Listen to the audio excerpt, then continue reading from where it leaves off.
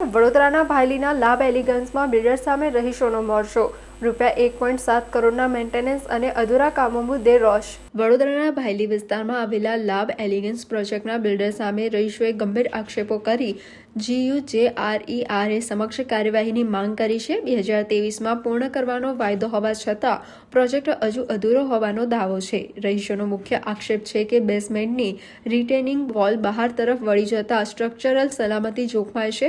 ઉપરાંત ફ્લાઇટ ધારકો પાસેથી વસૂલેલી રૂપિયા 1.7 કરોડની લાઈફ ટાઈમ મેન્ટેનન્સ રકમ સોસાયટીને સોંપવામાં આવી નથી. સોલાર પાવર, EV ચાર્જિંગ અને ગબેઝો જેવી વચન આપેલી સુવિધાઓ પણ અધૂરી છે. રહીશોએ આક્ષેપ કર્યો છે કે પ્રોજેક્ટ અધૂરો હોવા છતાં બિલ્ડર હેન્ડઓવર માટે દબાણ કરી રહ્યો છે.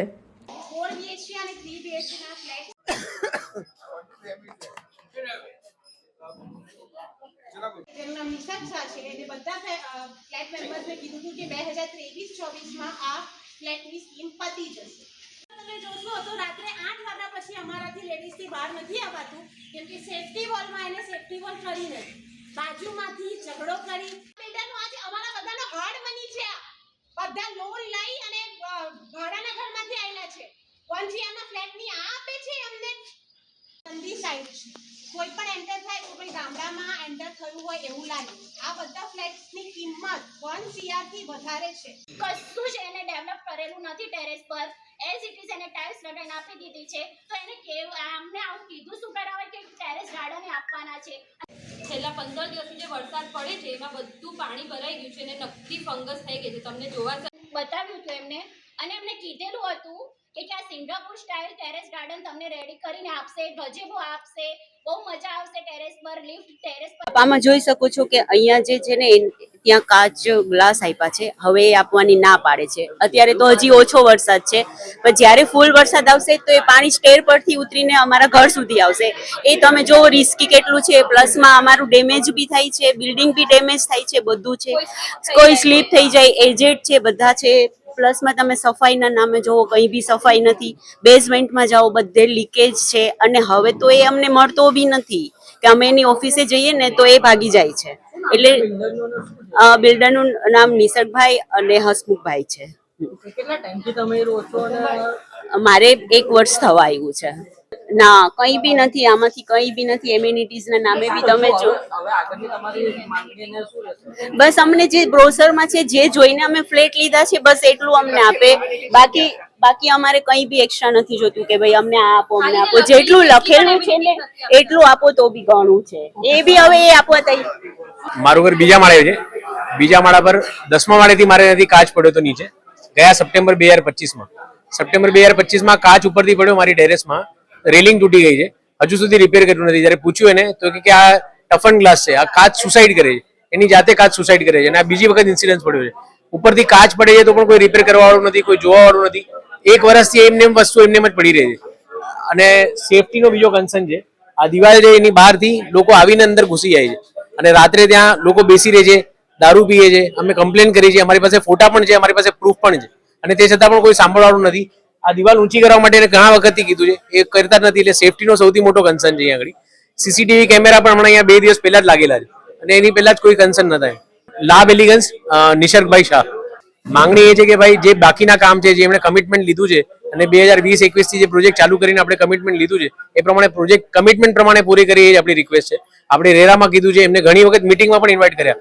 ઓછામાં ઓછી 30 થી 40 વખત મિટિંગ કરીએ છીએ આ સાઇટ ઉપર એમની ઓફિસમાં. એક પણ વખત એ મિટિંગમાં સામેથી હાજર નથી રહેતા અને કોઈ જવાબદારી હજુ સુધી લેવા તૈયાર થતા નથી. અમારી માંગણી સ્વીકાર અમે ઓલરેડી રેરા પાસે ગયા છે. અમે રેરા પાસે માંગણી કરી છે કે અમારી જે જરૂરિયાતો છે, જે અમે રિક્વેસ્ટ કરી છે, પૂરી કરી આપો કરીને.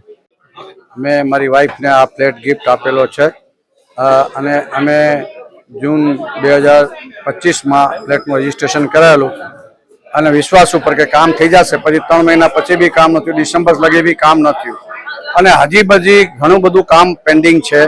એમાં ખાસ કરીને જે ડકમાં એને ઉપરથી ખાલી પ્લાસ્ટર કરેલું, પણ તમે ડકમાં જોશો તો ડકમાં ઓપન છે સિમેન્ટ આખું, ક્યારે બી બધું ખરતું જાય છે. અને ડક બીજા બધા ટાવરમાં ડક બરોબર છે, પણ બી ટાવરમાં ડકનો ઇસ્યુ જે છે એને પ્લાસ્ટર કર્યા વગર એમને ખુલ્લો રાખ્યો છે અને એમાંથી પથ્થર બધા નીકળીને નીચે પડી જાય છે. ઉંદેડા આવી જાય છે, બધા એમાં ચડી જાય છે. એક આ ઇસ્યુ છે. બીજો દરવાજાનો જે વિનિયર છે, વિનિયર ફુગાઈ ગયું વરસાદમાં અને ફૂલી ગયું છે. તમે આવો તો તમને બતાવો, ત્યાં દરવાજાનો વિનિયર ફૂગાઈ ગયું છે. અને બીજા જે બધા ઇસ્યુ બધાએ કીધા કોમન છે, સેક્યુરિટીનો ઇસ્યુ છે, વરસાદનું પાણી ગરી જાય છે. અને સૌથી મોટો ઇસ્યુ એ છે કે કોઈ બી ઓનરશિપ નથી, આની કોઈ રિસ્પોન્સિબિલિટી લેતું નથી. અમે જાય તો એક ભાઈ અહીંયા અરવિંદભાઈ કરીને છે, એક એન્ટી કસ્ટમર એનું બિહેવિયર છે અને કાંઈ કામ કરતા નથી અને એને રાખ્યા છે. અને બીજા જે બી એના એમ્પ્લોયી આવે છે, જુએ છે કે આ એન્ટી કસ્ટમર છે એટલે બિચારો છોડીને વયા જાય છે. આ એન્ટી કસ્ટમર માણસને એને રાખ્યો છે અને કોઈ જાતની એકાઉન્ટેબિલિટી નહીં, કોઈ જાતની ઓનરશિપ નહીં. અને જેના લીધે અમે લોકો કન્ફ્યુઝ થઈ ગયા છીએ.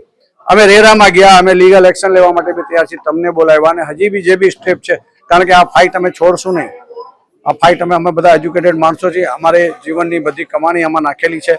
અને બિલ્ડર જો આવો નામી બિલ્ડર એવી છેતરપિંડી કરે તો એ માફીને યોગ્ય નથી.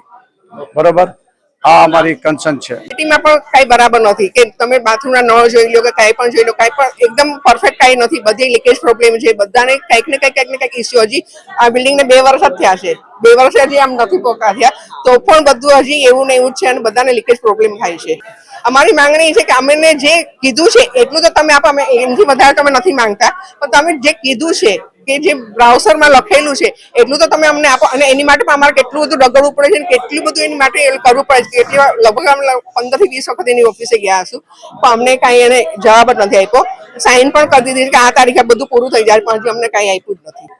અમે લાભ એલિગન્સમાં રહી રહ્યા છે હમણાં. આ છે એક્ઝેક્ટ નીલાંબર પામ્સ બંગલોની પાછળ. અને અમે અહીંયા છેલ્લા 3 મહિનાથી આવી રહ્યા છે રહેવા. ઘણા બધા રેસિડન્ટ્સ અહીંયા એવા છે જે 2 વર્ષથી અહીંયા તકલીફ ભોગવી રહ્યા છે.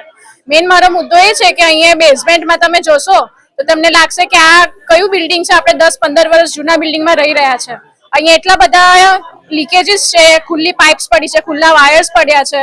પ્લસ બિલ્ડરે કમિટ કર્યું હતું એના બ્રોશરમાં કે ઈવી પોઈન્ટ્સ એ આપશે. જ્યારે સરકાર આપણને પ્રમોટ કરી રહી છે કે તમે ઈવી પોઈન્ટ્સ, ઈવી વ્હીકલ્સ તમે લો, ખરીદો તો આપણું સસ્ટેનેબલ એન્વાયરમેન્ટ રહે, પણ અહીંયા બિલ્ડરે એના કમિટમેન્ટ પૂરા કર્યા નથી અને અહીંયા ઈવી પોઈન્ટ્સ આપ્યા નથી. તો લોકોને તકલીફ પડી રહી છે કે એ લોકો ઈવી વ્હીકલ્સ કઈ રીતે યુઝ કરે.